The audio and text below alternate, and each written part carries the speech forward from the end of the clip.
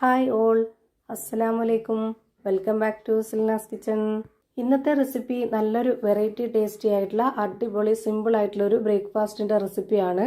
ഭയങ്കര ടേസ്റ്റാണ് ഇത് കഴിക്കാനായിട്ട്. ഇറച്ചിക്കറികളുടെ കൂടെയോ കടലക്കറികളുടെ കൂടെയോ മുട്ടക്കറിയുടെ കൂടെയോ മറ്റെന്ത് കറികളുടെ കൂടെ വേണമെങ്കിലും കഴിക്കാൻ പറ്റുന്ന ഒരു അടിപൊളി ടേസ്റ്റി ആയിട്ടുള്ള പലഹാരമാണ്.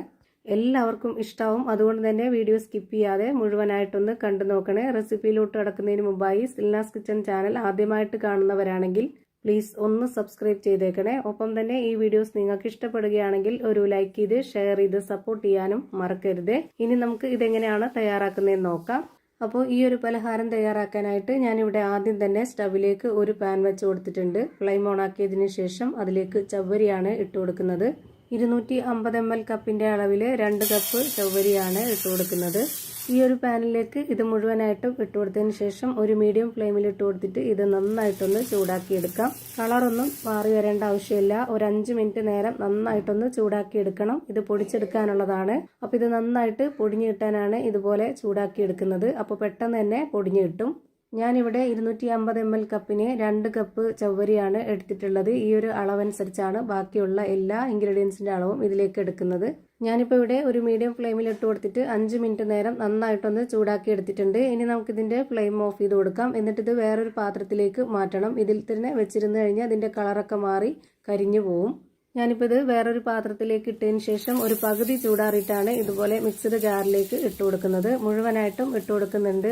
നന്നായിട്ട് ചൂടാറാൻ വേണ്ടി വെയിറ്റ് ചെയ്യരുത്. പകുതി ചൂടോടുകൂടി ഇട്ട് കൊടുക്കണം. അപ്പോഴാണ് ഇത് കറക്റ്റ് പരുവത്തിന് പൊടിഞ്ഞു കിട്ടുന്നത്. ഇപ്പോൾ ഞാനിതാ നന്നായിട്ട് പൊടിച്ചെടുത്ത ഒരു പാത്രത്തിലേക്ക് ഇട്ട് കൊടുക്കുന്നുണ്ട്. ഇനി ഇതിലേക്ക് ഇട്ട് കൊടുക്കുന്നത് ഉരുളക്കിഴങ്ങാണ്. ഞാനിവിടെ കുക്കറിൽ ഇട്ടിട്ട് ഒരു 3 ഉരുളക്കിഴങ്ങ് നല്ലപോലെ വേവിച്ചതിന് ശേഷം അതിന്റെ തൊലിയൊക്കെ കളഞ്ഞിട്ട് ഗ്രേറ്റ് ചെയ്തെടുത്തിട്ടുള്ളതാണ്. നല്ലപോലെ വെന്ത കിഴങ്ങാണെന്നുണ്ടെങ്കിൽ അത് ഉടച്ചെടുത്താലും കുഴപ്പമൊന്നുമില്ല. ആ ഒരു 3 ഉരുളക്കിഴങ്ങും ഇവിടെ ഗ്രേറ്റ് ചെയ്തെടുത്തതിന് ശേഷം ഇതുപോലെ ഈ ഒരു പൊടിയിലേക്ക് ഇട്ട് കൊടുത്തു. ഇനി ഇതിലേക്ക് ആവശ്യത്തിനുള്ള ഉപ്പിട്ട് കൊടുത്തതിന് ശേഷം ഇതുപോലെ ഒരു സ്പൂൺ അളവിൽ വെളുത്തുള്ളി ചതച്ചതാണ് ഇട്ട് കൊടുത്തിട്ടുള്ളത്. ഇനി കിഴങ്ങുമായിട്ട് നന്നായിട്ട് ഇതൊന്ന് കുഴച്ചിട്ടെടുക്കണം. ഇതിൽ ഈ ഒരു കിഴങ്ങിന്റെ ആ ഒരു നനവ് പോരാതെ വരുമ്പോൾ മാത്രം നമുക്കിതിലേക്ക് വെള്ളം ഒഴിച്ചു കൊടുക്കാം. ഇതുപോലെ കുഴച്ചുകൊണ്ടിരിക്കുമ്പോൾ തന്നെ വെള്ളം പോരാതെ വന്നു. ഇനി നമുക്കിതിലേക്ക് ഒരു പകുതി വെള്ളം ഒഴിച്ചു കൊടുക്കാം. അരക്കപ്പ് അളവിന്റെ പകുതിയാണ് ഒഴിച്ചു കൊടുത്തിട്ടുള്ളത്. പിന്നീട് കുഴച്ച് നോക്കുമ്പോൾ വീണ്ടും കുറവായിട്ട് തോന്നുന്നെങ്കിൽ ബാക്കി പകുതി കൂടി ഒഴിച്ചു കൊടുക്കാം. ഘട്ടം ഘട്ടമായിട്ട് ഒഴിച്ച് കുഴച്ചിട്ടെടുക്കണം. അല്ലാന്നുണ്ടെങ്കിൽ ഇതിന്റെ പരുവം തെറ്റിപ്പോവും. ഒരുപാട് ലൂസ് ആവരുത് ഈ മാവ്. കുറച്ചൊന്ന് ടൈറ്റ് ആയിട്ട് വേണം ഇരിക്കാനായിട്ട്. ഇപ്പം ഇത് നല്ല ടൈറ്റ് ആയിട്ടാണ് ഇരിക്കുന്നത്. കുറച്ചുകൂടെ ഒന്ന് ലൂസായിട്ട് വേണം. അപ്പം അതുകൊണ്ട് ഇതിലേക്ക് അരക്കപ്പ് അളവിൽ 1 കപ്പ് വെള്ളവും കൂടെ ഒഴിച്ചു കൊടുക്കുന്നുണ്ട്.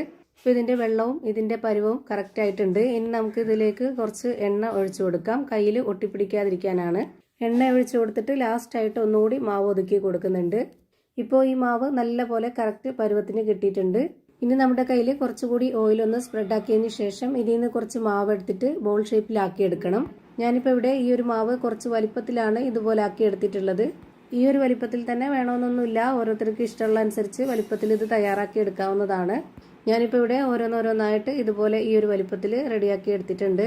എല്ലാ മാവിലും ഇതേപോലെ റെഡിയാക്കി എടുത്ത് ഒരു പാത്രത്തിലേക്ക് മാറ്റിയിട്ടുണ്ട്. ഇനി ഇതിൽ നിന്ന് ഒരെണ്ണം എടുത്തിട്ട് ഇതുപോലെ ഒരു ബോർഡിലേക്ക് കുറച്ച് പൊടി ഇട്ട് കൊടുത്തതിന് ശേഷം അതിന് മുകളിലേക്ക് വെച്ച് കൊടുത്ത് ഈ ഒരു മാവിന്റെ മുകളിലേക്ക് കൂടി കുറച്ച് അരിപ്പൊടി ഇട്ട് കൊടുത്തിട്ട് നമുക്കിതൊന്ന് നന്നായിട്ട് പരത്തിയെടുക്കാം. അരിപ്പൊടി തന്നെ വേണമെന്നില്ല. ഈ ഒരു ചവ്വരി പൊടിച്ചതുണ്ടെങ്കിൽ അതിന്റെ മുകളിൽ ഇട്ട് കൊടുത്താലും മതി.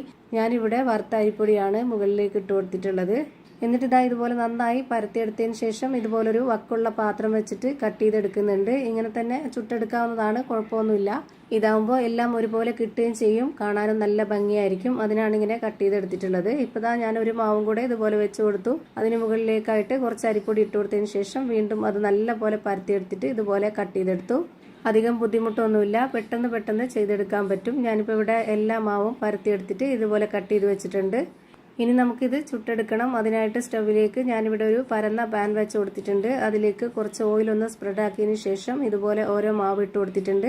ഇനി ഓരോന്നിൻ്റെയും മുകളിലേക്കായിട്ട് കുറച്ച് ഓയിലൊന്ന് സ്പ്രെഡ് ചെയ്ത് കൊടുക്കാം. ഇങ്ങനെ ചെയ്യണമെന്നൊരു നിർബന്ധമില്ല. ഓയിലൊന്നും യൂസ് ചെയ്യാതെ തന്നെ നമുക്കിത് ചുട്ടെടുക്കാവുന്നതാണ്. ഞാനിവിടെ ഒന്നുകൂടി ടേസ്റ്റ് ആയിട്ടിരിക്കാൻ വേണ്ടിയിട്ടാണ് ഇങ്ങനെ ഓയിലൊന്ന് സ്പ്രെഡ് ചെയ്ത് കൊടുത്തിട്ടുള്ളത്.